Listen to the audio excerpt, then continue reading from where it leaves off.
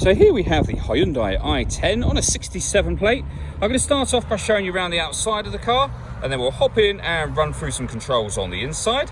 But from the outside, you can see it's a 5-door car. Let's start off inside the boot and then work our way around the rest of it from there.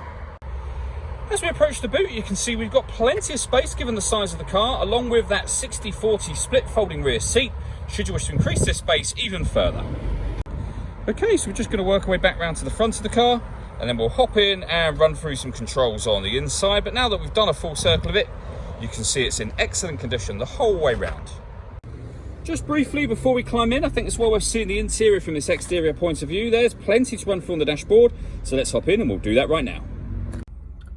Okay, now they're inside the car, we're going to start with the dials. On the left-hand side, we have the rev counter, we have the speedometer in the middle, and the fuel gauge and coolant temperature gauge is on the right-hand side.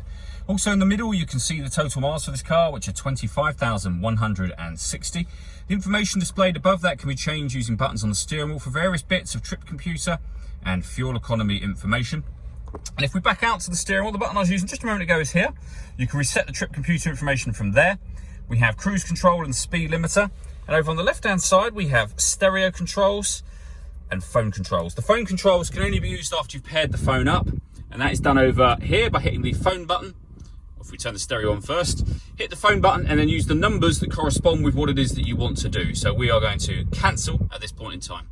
When it comes to the radio in this car, we have, as you can see on the screen, FM, AM and DAB radio. If you listen to your own music, you'd press this media button. Nothing will happen at the moment because nothing is connected.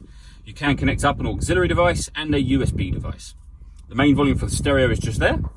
Working our way down, we have the air conditioning. So you can determine the temperature, the fan speed, the direction you'd like the air to be distributed in.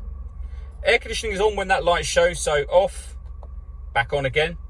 You can bring in fresh air from outside the car or recirculate the air that's in the car. That's a great way of heating it up or cooling it down quickly depending on the temperature you set here. But after kind of 5-10 minutes, it'd be worth changing over to this setting. Under that, we have a 12-volt charging socket, auxiliary and USB inputs, and a 5-speed manual gearbox. All that leaves me to say is thank you for taking the time to watch this video. If you'd like to come and see the car in person and have a test drive, please feel free to call any of our MJA sites. We'd love to hear from you soon.